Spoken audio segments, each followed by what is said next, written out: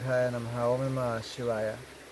ಇವಾಗಿನ ವಿಚಾರ ದೈವ ಸಿದ್ಧಿಯಾಗಲು ಯಾವ ನೀರನ್ನು ಬಳಕೆ ಮಾಡಬೇಕು ಅನ್ನೋದ್ರ ಬಗ್ಗೆ ನಾನು ನಿಮಗೆ ಇವತ್ತು ತಿಳಿಸ್ಕೊಡ್ತೇನೆ.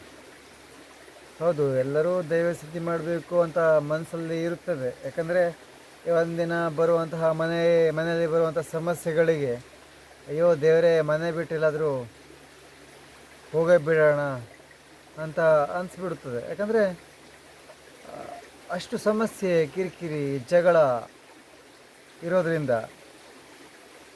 ಮತ್ತು ಎಲ್ಲ ಕಡೆ ಹೋಗಿರ್ತಾರೆ, ಹೇಗೆ ಸಮಸ್ಯೆಗಳನ್ನು ಪರಿಹಾರ ಮಾಡ್ಕೊಳ್ಳೋದು, ಎಲ್ಲಿ ಹೋದ್ರೂ ಸರಿಯೇ ಆಗ್ತಾ ಇಲ್ವಲ್ಲ ಅಂತೆಲ್ಲ ತುಂಬ ಜನ ಚಿಂತೆ ಕೂಡ ಒಳಗಾಗಿರ್ತೀರಿ. ಹೌದು, ಮನೇಲೊಬ್ಬರು ಸಿದ್ಧಿಗಳು ಬೇಕು ಇವತ್ತಿನ ದಿನ. ಇಲ್ಲ ಅಂದರೆ ಕುಟುಂಬನ ಚೆನ್ನಾಗಿ ನೋಡ್ಕೊಳ್ಳಿಕ್ಕೆ, ಒಂದು ತುಂಬು ಕುಟುಂಬನ ಸರಿಯಾಗಿ ಮೇಂಟೆನೆನ್ಸ್ ಮಾಡಲಿಕ್ಕೆ ಅದು ಅಸಾಧ್ಯವಾದ ಕೆಲಸ.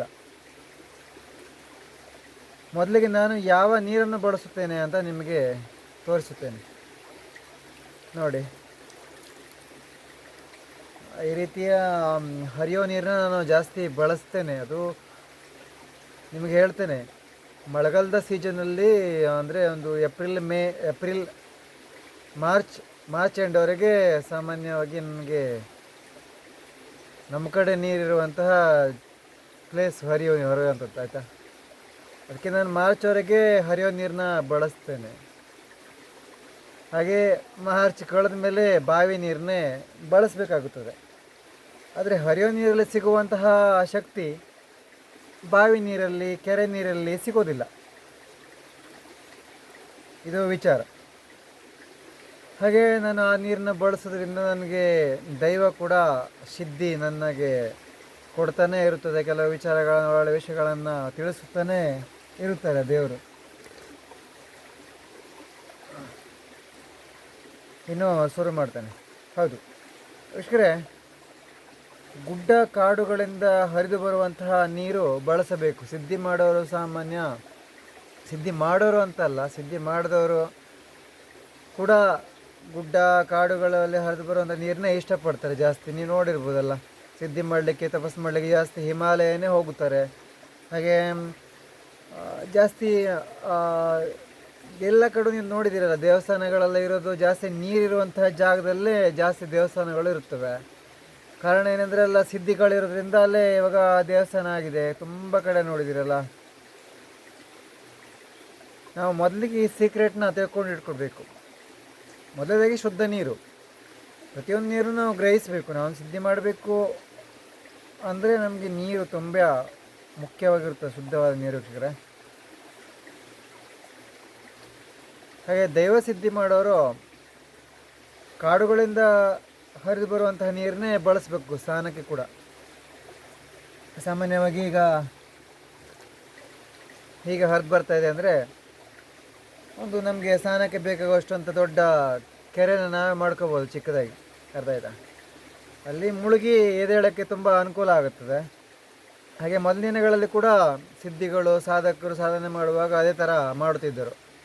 ಹರಿದು ಬರುವಂತಹ ನೀರಲ್ಲಿ ಮುಳುಗಿ ಜಪ, ತಪಸ್ಸು, ದೇವರ ಆರಾಧನೆ, ದೇವರ ಪೂಜೆ ಇದನ್ನೆಲ್ಲ ಮಾಡಿಕೊಂಡು ಬರುತ್ತಿದ್ದರು. ಹಾಗೆ ಬಾವಿ, ಕೆರೆ ಇನ್ನಿತರ ನೀರನ್ನು ಸ್ವಲ್ಪ, ಬೇರೆ ಬಾವಿ ಕೆರೆ ನೀರನ್ನು ಬಳಸಬಾರ್ದು ಅಂತ ಏನಿಲ್ಲ. ಆದರೆ ನೀವು ಅದನ್ನು ರುಚಿ ನೋಡಿ ಬಳಸಿ, ನಿಮಗೆ ಗೊತ್ತಾಗುತ್ತಲ್ಲ. ಗ್ರಹಿಸಿ ರುಚಿ ನೋಡಿದರೆ ಆ ನೀರು ಎಷ್ಟು ಶುದ್ಧ ಇದೆ, ಎಷ್ಟು ವಾಸನೆ ಇದೆ, ಎಷ್ಟು ಕೊಳಕಿದೆ ಅಂತ ನೀವು ಗ್ರಹಿಸಿಕೊಂಡು ನೀವು ಅದನ್ನು ಯೂಸ್ ಮಾಡ್ಬೋದು ಸಿದ್ಧಿ ಮಾಡಲು, ಸರಿನಾ. ಈ ರೀತಿಯ ಶುದ್ಧವಾದ ನೀರನ್ನು ನಾವು ಬಳಸೋದ್ರಿಂದ ದೈವನೂ ನಾವು ಸಿದ್ಧಿ ಮಾಡ್ಕೊತ, ಎಲ್ಲ ವಿಚಾರಗಳನ್ನು ತಿಳ್ಕೊಳ್ತಾ, ಇನ್ನೊಬ್ಬರಿಗೂ ತಿಳಿಸ್ತಾ, ಹಾಗೆ ನಮ್ಮ ಕುಟುಂಬವನ್ನು ಚೆನ್ನಾಗಿ ನೋಡ್ಕೊಳ್ತಾ ಹೋಗ್ಬೋದು. ಮುಖ್ಯವಾಗಿ ಯಾರಾದರೂ ಒಬ್ಬರು ಪರ್ಫೆಕ್ಟಾಗಿರಬೇಕಲ್ಲ ಕುಟುಂಬದಲ್ಲಿ. ಎಲ್ಲರೂ ಅದೇ ಆಹಾರ, ಎಲ್ಲರೂ ಅದನ್ನೇ ತಿಂದ್ಕೊಂಡಿದ್ಬಿಟ್ರೆ ಒಂದು ಕುಟುಂಬ ನೋಡ್ಕೊಳ್ಳೋರು ಯಾರು?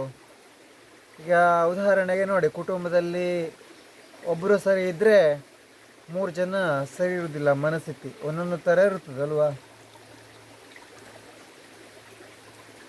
ಅದಕ್ಕೆಲ್ಲ ಕಾರಣ ಒಬ್ಬೊಬ್ರದ್ದು ಒಂದೊಂದು ರೀತಿಯ ಆಹಾರ, ಒಬ್ಬೊಬ್ರದ್ದು ಒಂದೊಂದು ರೀತಿಯ ಮಾತು, ಒಬ್ಬೊಬ್ಬರು ಒಂದೊಂದು ರೀತಿಯ ವಿಚಾರಗಳು ಅಲ್ವಾ ಈಗೆಲ್ಲ ಇರೋದ್ರಿಂದ ಆದಷ್ಟು ಶುದ್ಧವಾದ ನೀರನ್ನೇ ಬಳಸಿ. ಖಂಡಿತ ನಿಮಗೆ ದೈವ ಸಿದ್ಧಿಯಾಗುತ್ತದೆ ಬೇಗ. ಹಾಗೂ ಇನ್ನೂ ಹೆಚ್ಚಿನ ವಿಚಾರಗಳು ನಿಮಗೆ ಬೇಕಾದಲ್ಲಿ ನಮಗೆ ಕಮೆಂಟ್ ಮೂಲಕ ಬರೆದು ಹಾಕಿ ವೀಕ್ಷಕರೇ, ಸರಿನಾ? ಖಂಡಿತ ನಿಮಗೆ ನಾನು ವಿಡಿಯೋ ಮಾಡಿ ಹಾಕ್ತೇನೆ ಯೂಟ್ಯೂಬಲ್ಲಿ ಹಾಗೆ ಫೇಸ್ಬುಕ್ಕಲ್ಲಿ ಕೂಡ.